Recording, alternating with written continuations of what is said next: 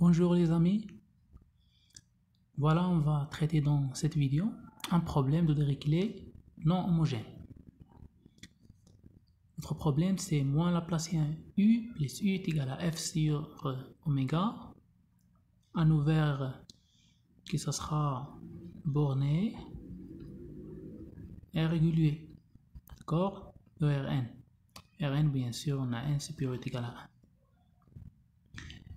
Et les conditions au bord, la condition au bord, ça sera u est égal à g sur le bord de oméga. Bien, on a la fonction f de L2 d'oméga et la fonction g appartiennent à h1 demi de d d'oméga. Je vais expliquer c'est quoi h1 demi. D'accord? Donc on commence. Donc on va montrer que P admet une solution unique. D'accord? Cette solution doit être dans h1 dans oméga. On commence d'abord par G, donc on a G appartient à H1 demi d'oméga. Qu'est-ce que ça veut dire ça? On a H1 demi d'oméga par définition égale la trace de H1 d'oméga.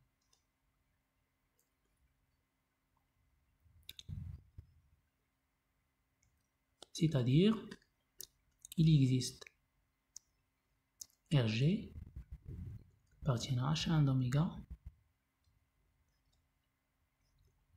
On l'appelle un relèvement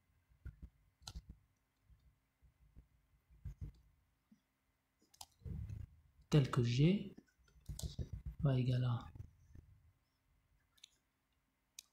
lambda 0, bien gamma 0 de Rg.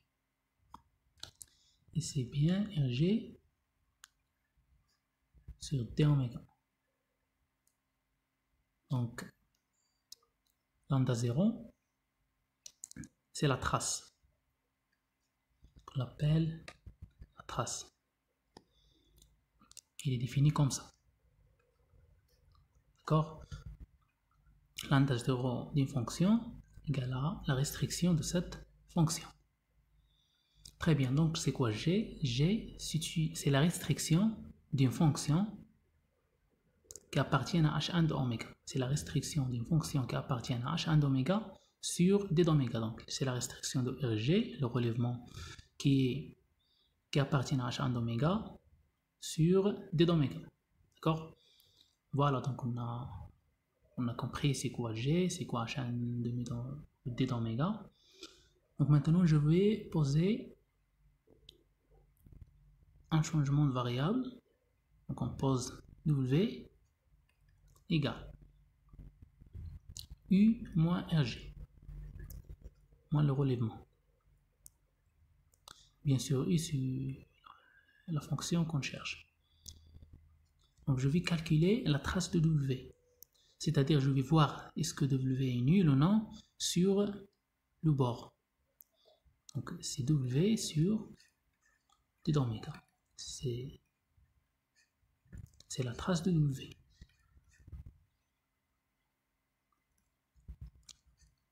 Je remplace W par sa valeur U moins G égale la trace de U moins la trace de Rg. Donc j'ai que gamma 0 ou bien lambda 0 de U égale à U égale à G parce qu'on a les conditions au bord U est égal à G sur le bord de oméga. Et c'est quoi ça? La trace de U, c'est la valeur de I au bord de oméga. C'est quoi la valeur de I au bord de oméga? C'est G moins lambda 0 de Rg moins la trace de Rg. Et on a déjà défini que la trace de Rg c'est G. Donc G moins la trace de Rg c'est exactement 0. C'est-à-dire que W, donc je peux conclure que W,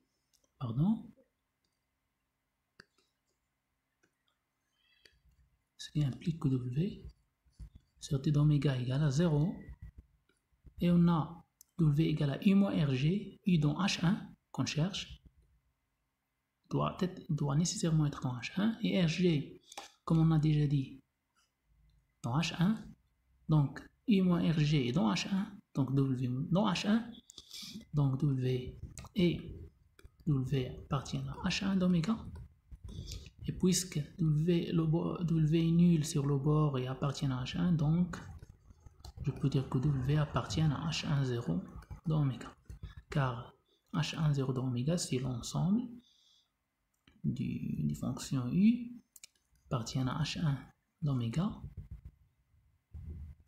tel que U sur le bord d'oméga nul. Là on a W appartient à H1 et il est nul au bord, donc il est dans H1 0, c'est ça l'espace H1 0 d'oméga. Donc maintenant on va formuler une formulation variationnelle en se basant sur la variable W. D'accord, donc on va écrire formulation variationnelle, trouver W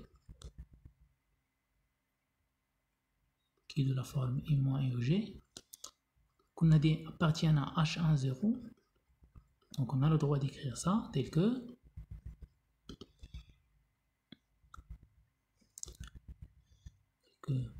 du dw de x, ou bien gradient de w de x, gradient v de x, t de x moins, bien sûr c'est oméga, moins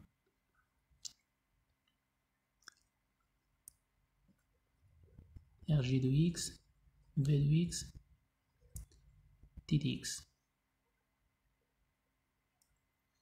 Et non, pardon.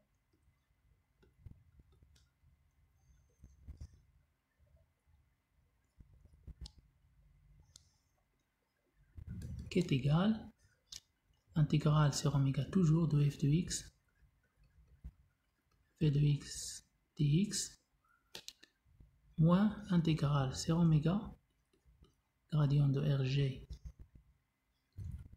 de x, gradient de v de x, dx toujours, moins intégrale sur oméga de rg de x, v de x dx. Ceci, quel que soit v, appartient à h1 0 de oméga. C'est ça la formulation variationnelle qu'on va trouver sa solution. Donc la question qui se pose maintenant, c'est comment on a trouvé cette formulation variationnelle. Parce que moi j'ai la posée directement. Donc je vais essayer de vérifier si ceci est juste.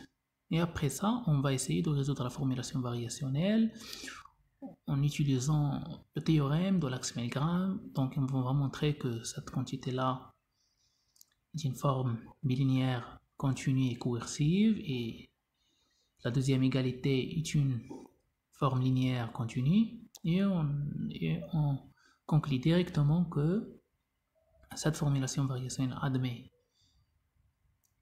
une solution unique appartient à H01 d'oméga. Et après ça, on va voir comment se déplacer vers le problème P et dire que le problème P aussi admet une solution unique. C'est-à-dire on va y avoir une équivalence entre le problème P et cette formulation variationnelle-là. Mais d'abord, je vais vous montrer comment on peut trouver cette formulation variationnelle en faisant un petit brouillon. Donc je pars de mon problème P.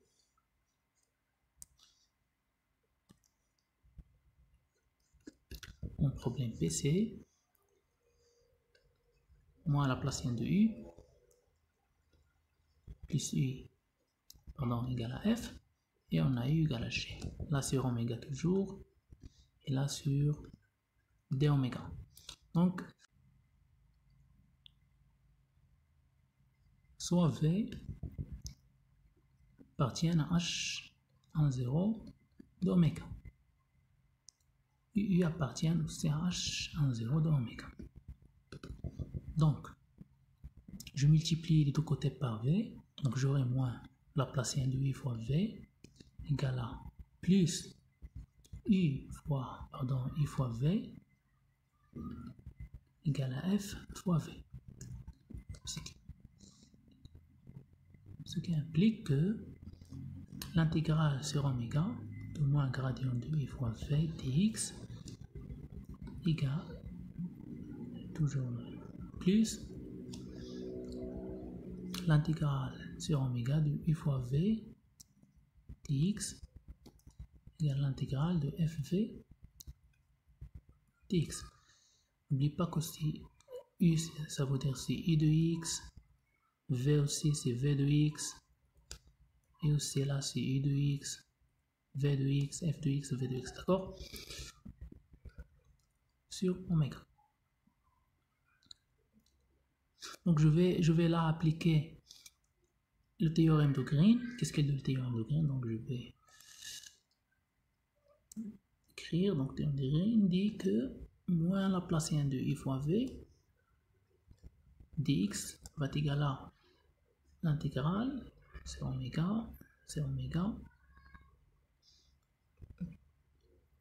gradient de U, gradient de V, moins d d'oméga, gradient de U, fois vecteur n, fois V fois des segments.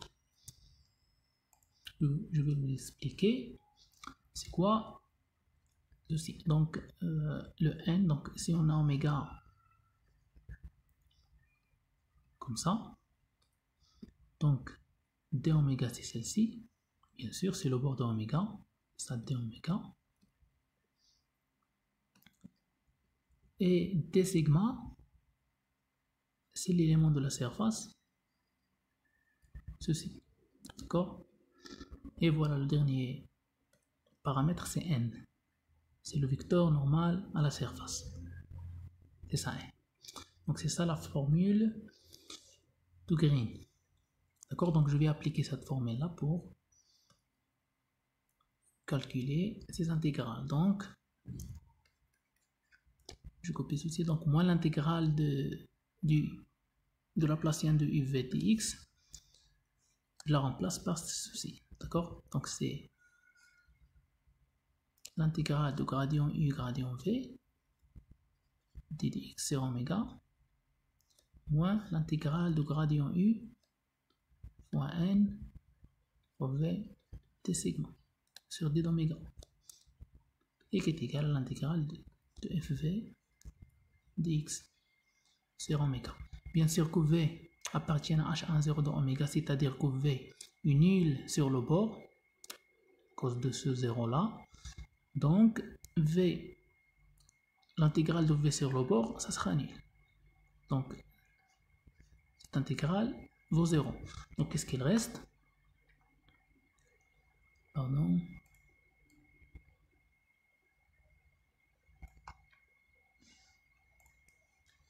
Donc il me reste que l'intégrale sur oméga du gradient U, gradient V dx égale intégrale de FV dx sur oméga. Or, on a que W égale à U moins RG. Donc, U égale à W plus RG. Je remplace U par W plus RG. D'accord, donc j'aurai là l'intégrale sur oméga du gradient de W plus RG fois gradient de VTX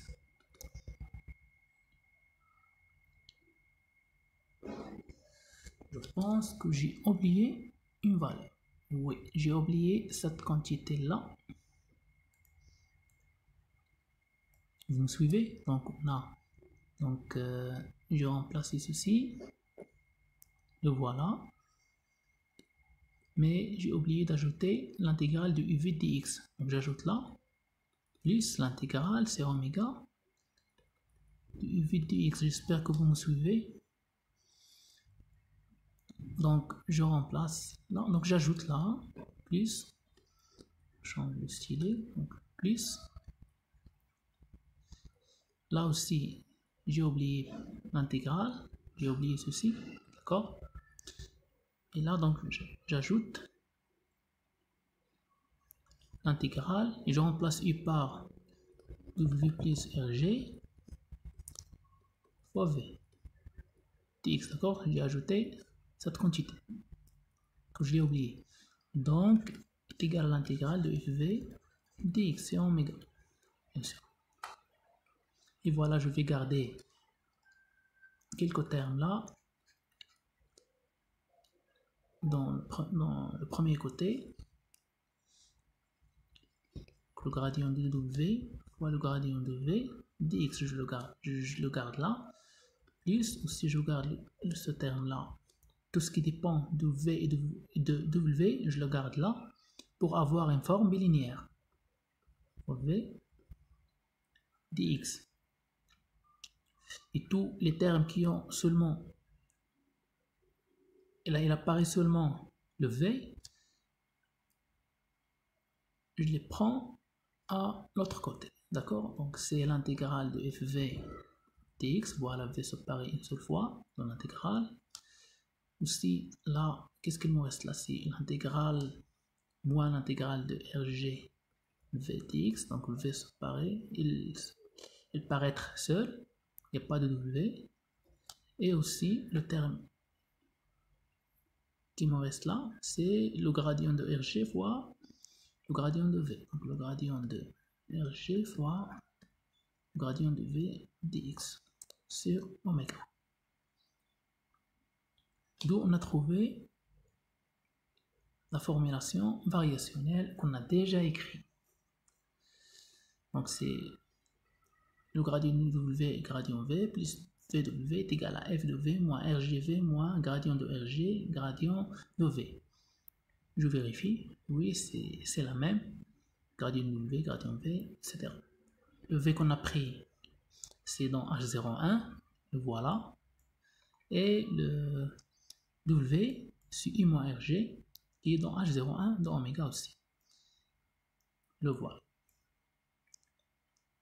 D'où on a notre formulation variationnelle. Donc maintenant on va essayer de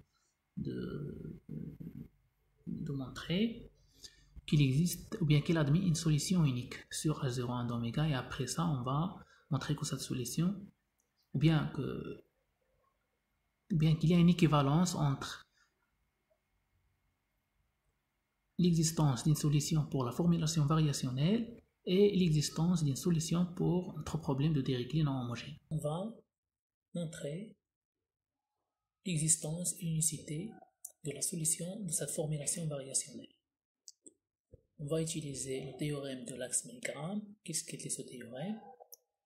Il dit que si jamais on a un problème comme ceci, ici on a la forme A, une forme bilinéaire continue coercive, et la forme LG est une forme linéaire continue, bien sûr sur H01 d'oméga, alors on peut conclure que la formulation variationnelle admet une solution unique.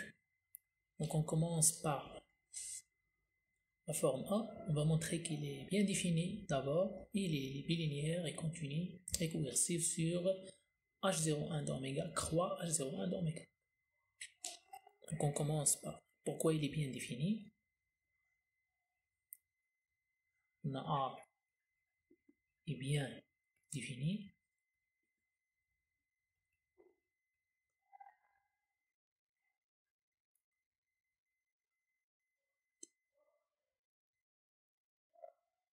Car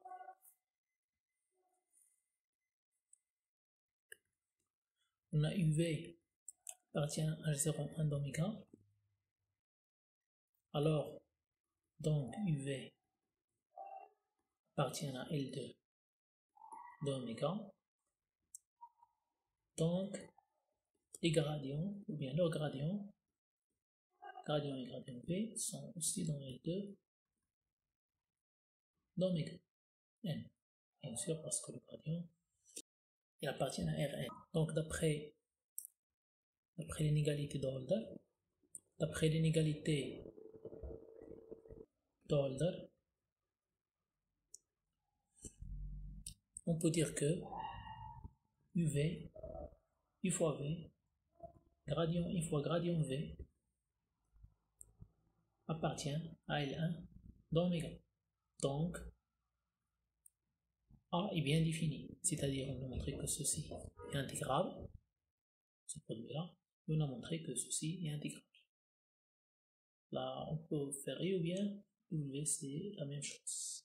C'est seulement une dénotation, donc il n'y a pas de souci. Je passe à montrer que A est bilinéaire. Pourquoi il est bilinéaire? Directement d'après la linéarité de l'intégrale et la linéarité du gradient. Puisque le gradient est linéaire, l'intégrale est linéaire, donc la combinaison ça sera linéaire, donc A ça sera bilinéaire. Donc on passe à A est bilinéaire, donc maintenant on va montrer que A est continu, donc A est bilinéaire. Alors A est bilinéaire,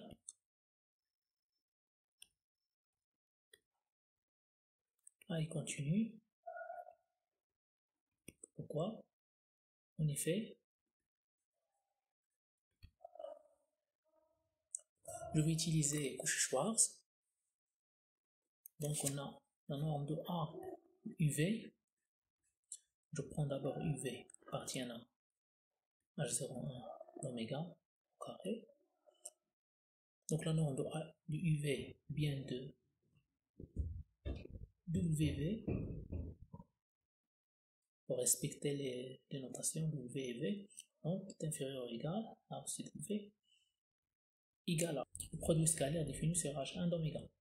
Le produit scalaire qui est défini sur H1 d'oméga, il est défini comme ceci, égal à l'intégrale du gradient W, plus l'intégrale W, V dx. C'est-à-dire, il est défini comme ceci.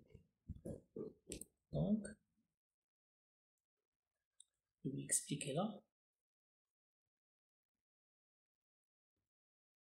UV, c'est le produit scalaire de UV sur H1 d'oméga égal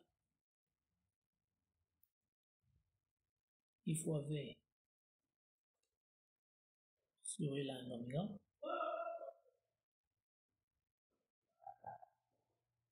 plus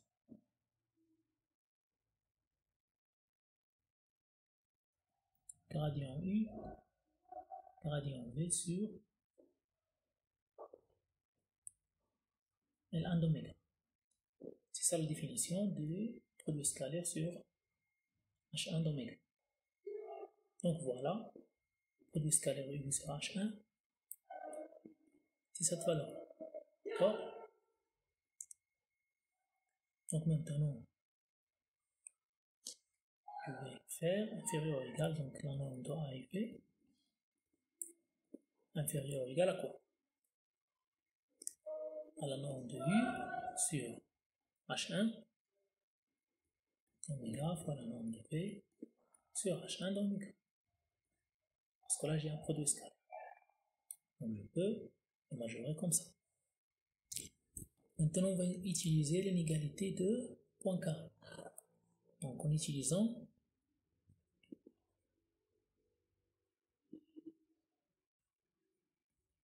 l'inégalité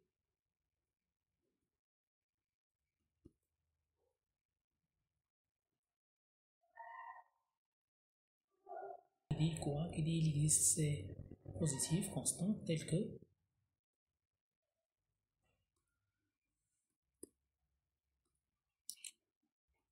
la norme de U sur L2 dans oméga est inférieur ou égal à C fois la norme du gradient de U sur L2 dans oméga aussi. Or on a quoi?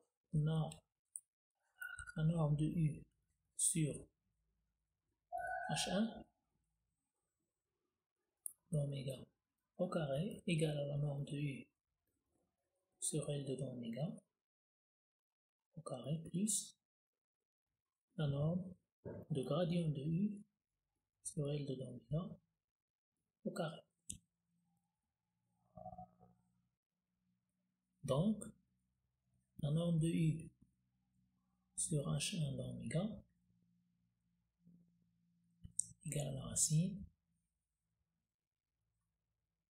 de la norme de U au carré sur L2 plus la norme du gradient de U sur L2 d'oméga aussi, toujours au carré.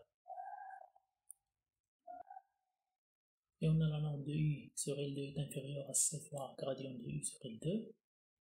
Donc j'aurai inférieur ou égal la racine de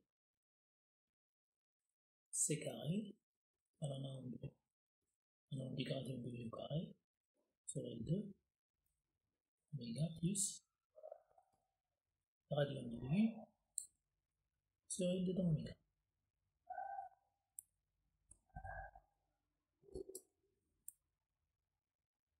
Et ceci égale la racine de C carré plus 1, j'ai oublié un carré là, sur fois le gradient de U, la norme du gradient de U sur L2 d'oméga. Donc je remplace là.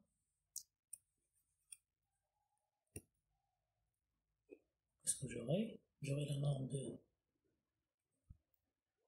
A et V inférieure ou égale. La norme de U sur H1 est inférieure à la racine de C carré plus 1 fois la norme du gradient de U sur L2 d'oméga.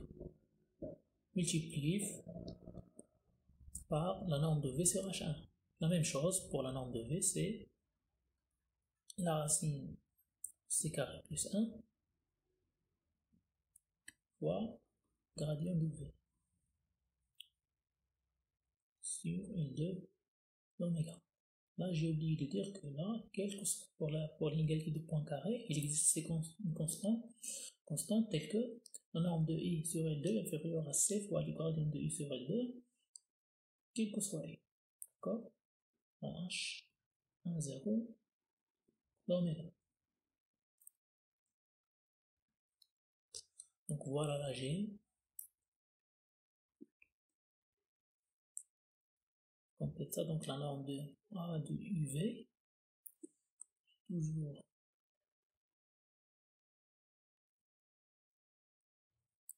j'étais en train d'utiliser W, mais maintenant j'utilise U, donc c'est là c'est W, d'accord? Donc vous pouvez remplacer dans tout ce qui est passé le U par W, d'accord? Toujours là c'est W, c'est W, c'est W, d'accord? Donc la norme de A de VV est inférieure à égale à la racine de C carré plus 1 fois la racine de C carré plus 1, donc c'est C carré plus 1 fois le gradient de U sur L2 d'oméga fois gradient de V sur L2 d'oméga. Et ceci égale C carré plus 1 fois le gradient de U fois U sur H10 d'oméga fois V sur H10 d'oméga. C'est un résultat du cours qui dit que la norme du gradient égale à la norme du V sur H10. D'accord? Cette valeur égale à ça, cette valeur égale à celle-ci. Ok? Donc on a montré que, qu'est-ce qu'on a montré là? On a montré qu'on A est continu. Toujours là, CW, je suis vraiment désolé, là, CW aussi. Mais c'est bien ça pour voir si vous êtes bien concentré en nous. Là aussi CW, donc A est continu. Ce que vous constatez que, ce que vous remarquez qu'il faut avoir les normes H10 d'oméga et H10 d'oméga pour assurer la continuité. Donc je passe maintenant à montrer que A est coercif. C'est la dernière condition pour la forme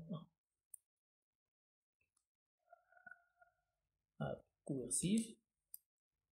En effet, je prends U appartient à H, 1, 0 d'oméga, et je vais montrer que, pour vous savez qu'est-ce que c'est coercive, montrant qu'il existe C positifs tels que A de UU est supérieur ou égal à la constante C fois la norme de U sur H1 0 d'oméga au carré. C'est ça la coercibilité, donc c'est ça ce qu'on va essayer de montrer. Donc voilà U dans H1 0 d'oméga, donc A de UU égale, c'est le produit scalaire U, comme on a déjà dit, H1 0 d'oméga. C'est pareil, il n'y a pas de 0. Pardon, H1 d'oméga. C'est comme on a déjà, et je sais pas où, là, d'accord, produit scalaire. Ça se trouve, on a déjà fait, voilà, c'est exactement, c'est A de W égale à le produit scalaire de W. Donc A de UU va être égal à le produit scalaire de UU.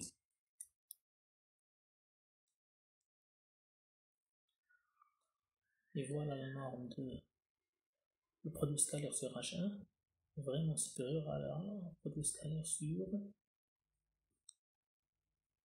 H1 0 d'oméga. C'est quoi on veut comparer les normes. La norme sur H1 de U c'est supérieur à la norme sur H1 0 de U parce que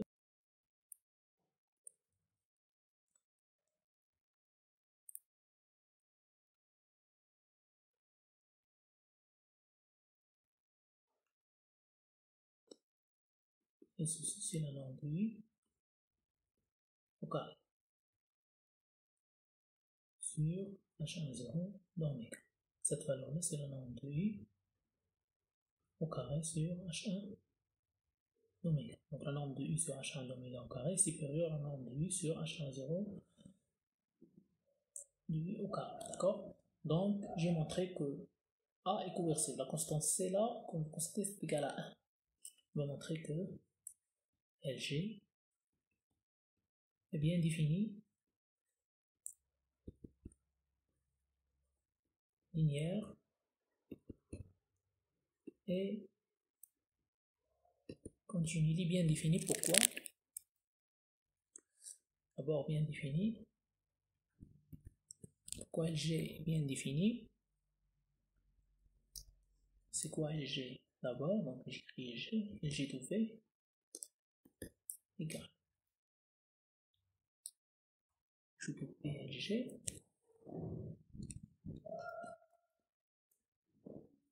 C'est l'intégrale FV moins l'intégrale RGV moins l'intégrale du gradient. D'accord? Donc il y a l'intégrale de FV dx sur oméga moins l'intégrale de RG fois V dx sur oméga moins l'intégrale du gradient de RG fois gradient de V dx sur oméga. Donc pourquoi cette quantité-là est bien définie? Il faut que FV soit dans L1, RG fois V soit dans L1, et gradient RG, gradient V soit dans L1, c'est-à-dire intégrable. Donc or on a RG appartient à H1 d'oméga, et F appartient à L2 d'oméga,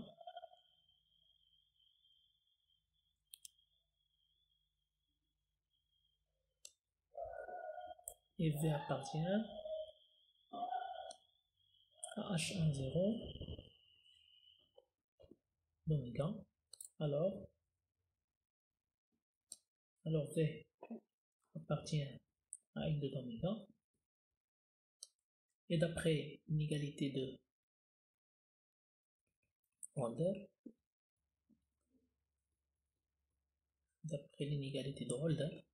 toujours,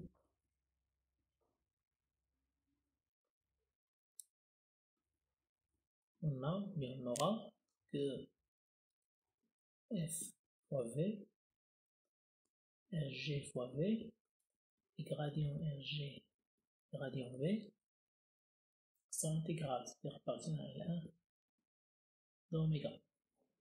Donc G est bien défini. Pourquoi linéaire? D'après la linéarité de l'intégrale et la linéarité des gradients, on peut dire que LG est linéaire directement. Donc maintenant on va montrer que LG est continu. LG est continu.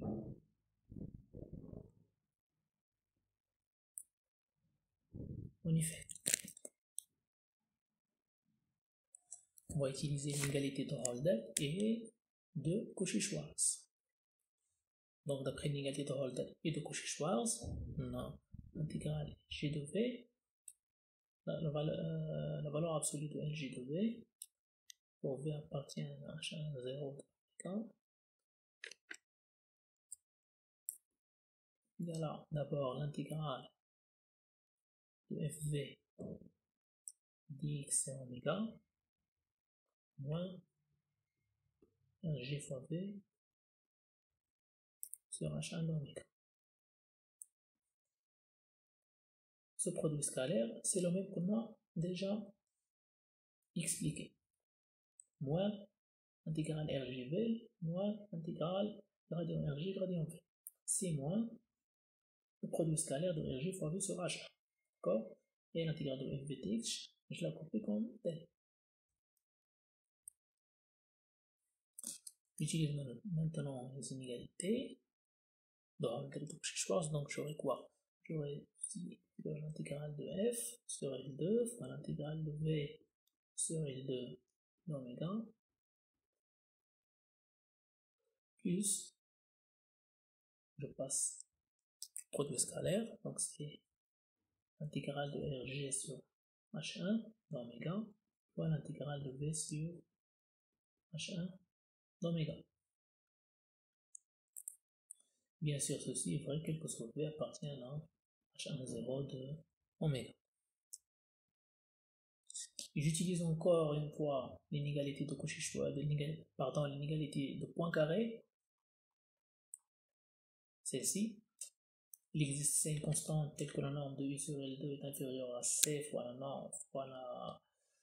la norme du gradient de U sur L2 pour n'importe quel U appartient à H1,0 d'oméga.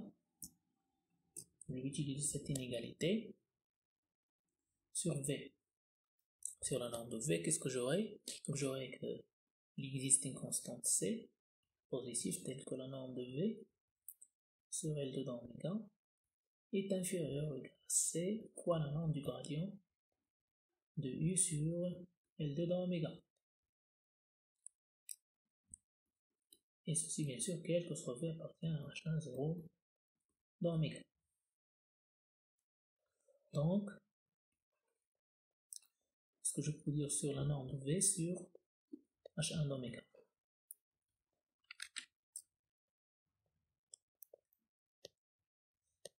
Si j'enlève là au carré, j'aurai par définition c'est la norme de V sur L2 d'oméga au carré plus la norme du gradient de U, du gradient de V sur L2 d'oméga au carré. Or, j'ai majoré la norme de V par l'égalité de Poincaré par C fois un gradient de U. Donc, j'aurai inférieur ou égal C carré par la norme du gradient de U au carré sur L2 toujours plus la norme du gradient de V au carré sur L2 d'oméga qui est inférieur ou égal à C carré plus 1 fois la norme du gradient de V sur L2 d'oméga au carré. Donc j'enlève le carré. La norme de V sur H1 d'oméga est inférieur ou égal à C carré plus 1 sur gradient de V. Pardon, il n'y a pas de carré là, je viens de lever.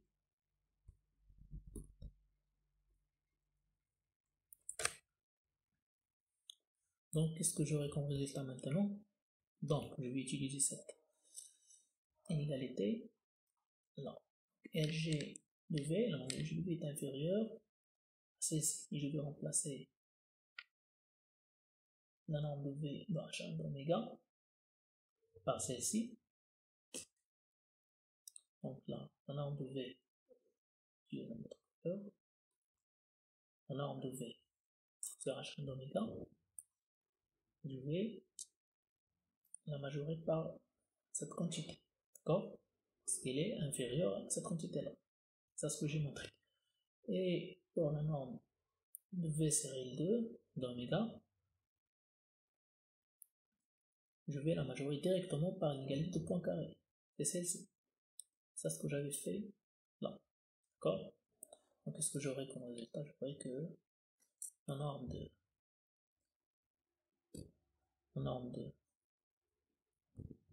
LG de V inférieure ou égale à la norme de F sur L oméga fois C fois la norme du gradient de U sur L de l'oméga plus, j'ajoute le deuxième terme, plus l'intégrale de RG sur H1 d'oméga fois la norme de V sur,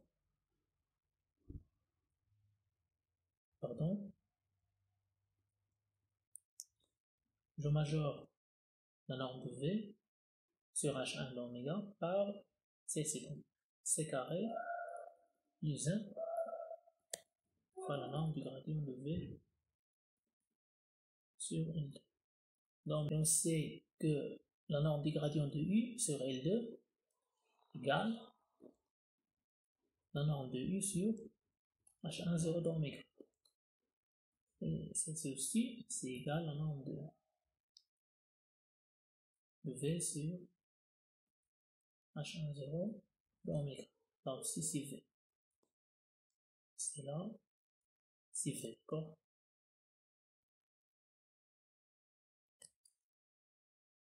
C'est là, c'est V. Il n'y a pas de U. Bien W. Donc, il est inférieur à égal. Donc, j'ajoute tous les scalaires là, tous les constantes. La norme de F sur L2 d'oméga fois C plus la norme de RG sur H1 d'oméga fois C carré plus 1. Tout ça multiplié par la norme de V sur H1 0 d'oméga. Et voilà, comme ça j'ai montré que la forme linéaire LG est continue. Donc LG est continue. Donc notre formulation variationnelle admet une solution unique sur H1 0 d'oméga, et c'est ça ce qu'il faut démontrer. Donc FV admet une solution unique sur H1 0 d'oméga. Mais le but de cet exercice est de trouver une solution unique ou bien de montrer que le problème de Dirichlet non homogène admet une solution unique. Ce problème-là, mais on a montré maintenant seulement que la formulation variationnelle qui admet une solution unique. On la note W, la solution unique de notre formulation variationnelle, la note W. Mais W, qu'est-ce qui est égal? Il est égal à U moins RG, qui appartient bien sûr à H1 0 d'oméga, comme on a déjà dit. Donc pour un relèvement RG choisi, on a U est égal à W plus RJ est une solution unique de P dans notre problème de Dirichlet non homogène, d'accord? Mais il nous reste de vérifier que U ne dépend pas du relèvement RG. C'est-à-dire, quoi qu'elle soit RG, U reste unique. Donc je vais choisir deux relèvements R1, R2 de G. D'accord? Deux relèvements de G. Donc, j'aurai deux solutions de la formulation variationnelle pour ma formulation variationnelle parce qu'elle dépend de RG. Parce qu'elle dépend du relèvement. Donc, j'aurai donc W1 et W2 seront les solutions du formulation variationnelle 1 qui est associée à R1. J'écris R1, c'est mieux. Et formulation variationnelle R2. Respectivement, d'accord? W1 pour la formulation variationnelle de R1 et W2 pour la formulation variationnelle R2. Alors, je peux dire que U1 qui est égal à W1 plus R1 et U2 qui est égal à W2 plus R2, ce sont deux solutions de notre problème P. Donc j'ai trouvé deux solutions de notre problème P. D'accord, je pose phi. Donc maintenant je cherche une contradiction, d'accord? Ou bien je vais montrer que U1 égale à U2, c'est-à-dire j'ai une solution unique.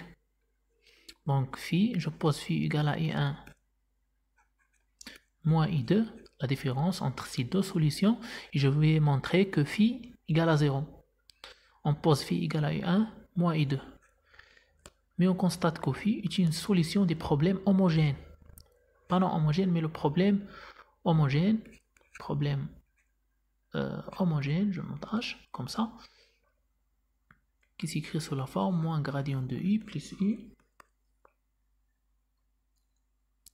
égale à 0, UU égale à 0. Là sur oméga sur d oméga. Donc on va constater que phi est une solution de ce problème P. D'accord, c'est trivial, il faut juste vérifier par un petit calcul. Or, on a dans le cours que ce problème-là admet une solution unique, à savoir 0. Comme vous constatez, l'élément nul, il vérifie l'équation. Donc, on dit que phi égale à 0 parce que c'est une solution de P, de pH, d'accord? Et puisqu'il admet une solution unique et on a trouvé une qui est l'élément nul, donc phi est nul. Alors, U1 égale à U2. D'où le relèvement n'influence pas U, n'influence pas la solution des problèmes. C'est-à-dire n'importe quel relèvement on prend, on aura toujours la même solution U. On a posé deux relèvements R1 et R2 et malgré ça on a trouvé une solution unique U1 égale à I2. Merci pour votre attention, à la prochaine.